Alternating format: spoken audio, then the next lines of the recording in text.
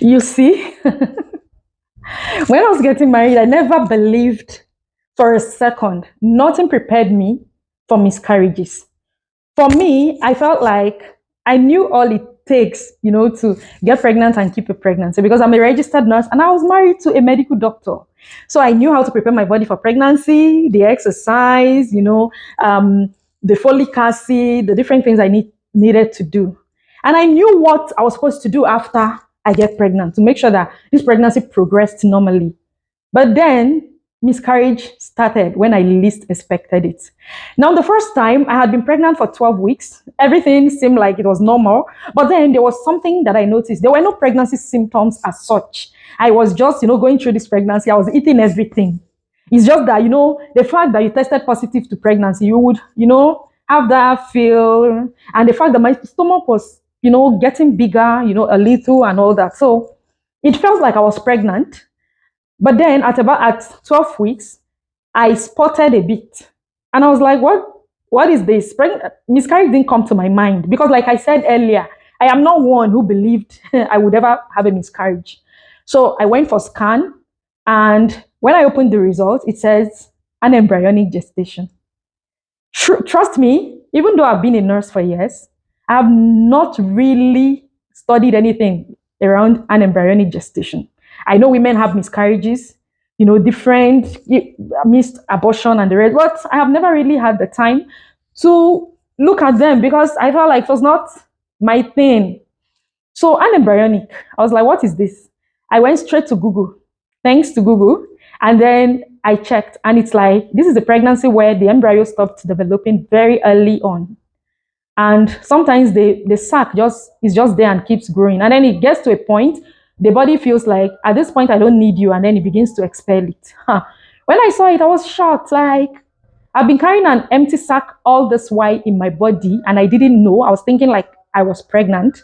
So that was the situation. I got home, and my husband was trying to calm me down that it could be a wrong diagnosis, but I knew deep down that this is it. Because that was a radiographer, that was very good at his job. So I knew I was in for it already.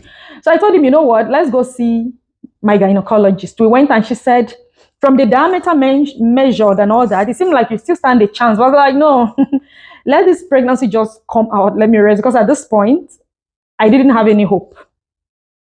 So she said, okay, let's give you some days to rest, be on bed rest. Let's see what happens. So I went on bed rest.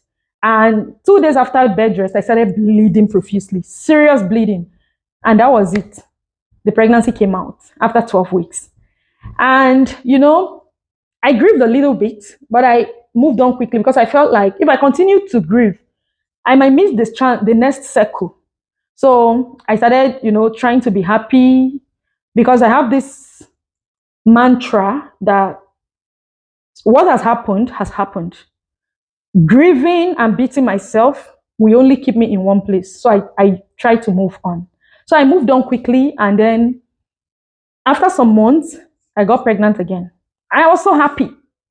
And then when it got to 8 weeks or so, I had a missed abortion. In fact, that one, I didn't bleed nothing. I just went for scan. Somehow that morning, it was on my birthday, October 14th. I just went for a scan to just check. And the lady, I just saw her, she was just checking and checking and checking and checking. What is going on? She kept checking. And then she looked at me because we are colleagues, we work in the same facility. She looked at me and she was like, I can't get heartbeat. But don't worry, you can just go check in another center. Let's see. So I got up, I quickly went to another center and I checked and they said missed abortion, which is to say the baby have stopped developing. Wow.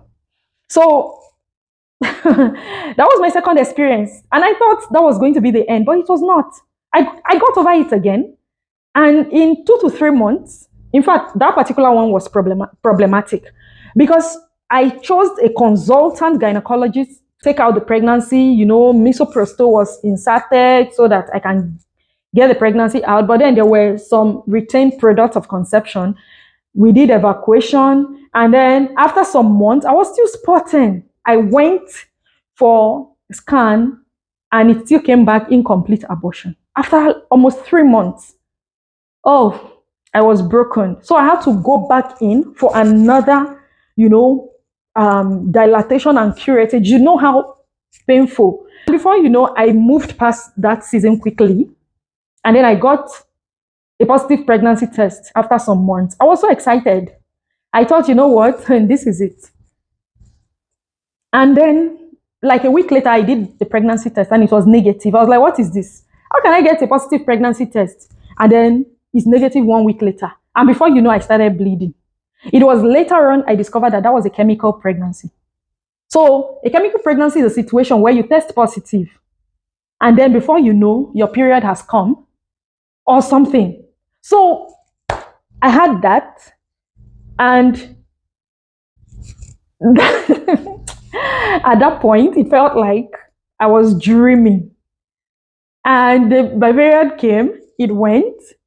And after some months again, I tested positive. And 2, 3 days later, my period was back. And after that, I felt like, okay, maybe this is the normal, spotting when you're pregnant. I still had high hopes. But 2, 3 days after the period, I tested and it was negative. So this cycle continued. And then the last straw that broke the camel's back was another anembryonic gestation. What is going on?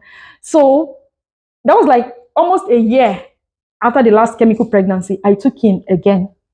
And it progressed smoothly for months. It progressed smoothly for 3 months. And then we went for a routine check. The doctor checked and he said, an embryonic gestation, that the pregnancy was not progressing. And that was it. That was how I had another evacuation done. After that time, I decided to give myself rest because, I felt like maybe I was just stressing myself too much. Let me give myself rest because at that point it was not like I didn't have any child, but I needed another child. Most especially, I needed a baby girl. So I was like, some persons don't even have anyone and they're okay. And me, I have some and I want to kill myself. Let me give myself some time to just recover and let my body rejuvenate. So I took the time, I rested, I traveled. That period I put in for IELTS. I applied for my degree program for nursing with University of Sunderland. I did so many things, like I just forgot about the whole thing.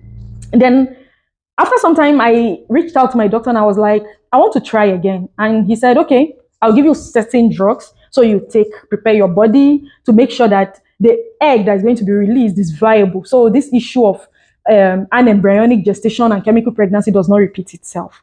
And so he gave me those drugs and I started taking before my period. My period came, ovulation, and then I got pregnant. And with this pregnancy, I had all the symptoms, nausea, I had all the morning sickness. And that pregnancy progressed.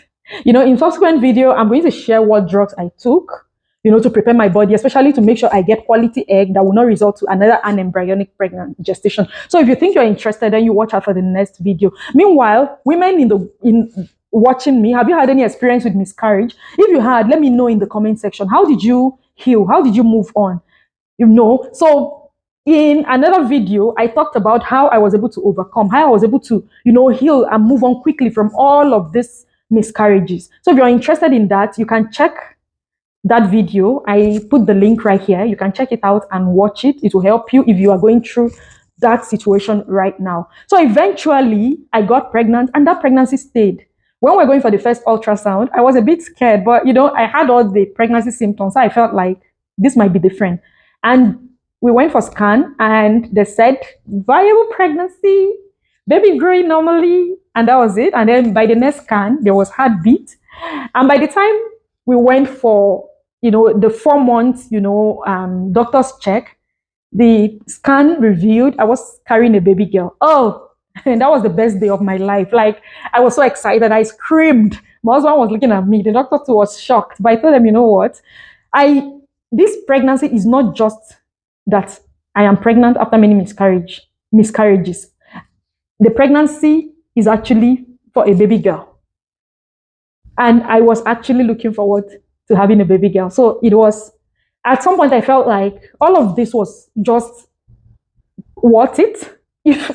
I don't know how I'm going to put it, but I felt like at the end of all the pain and struggles, I was able to get what I want. So if you are in my shoe, keep trying.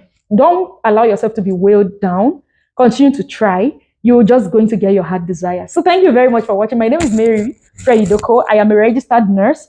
I am very passionate about helping people become the best that they can become in life, health-wise. I hope I'll see you in the next video. Kindly like and comment and subscribe.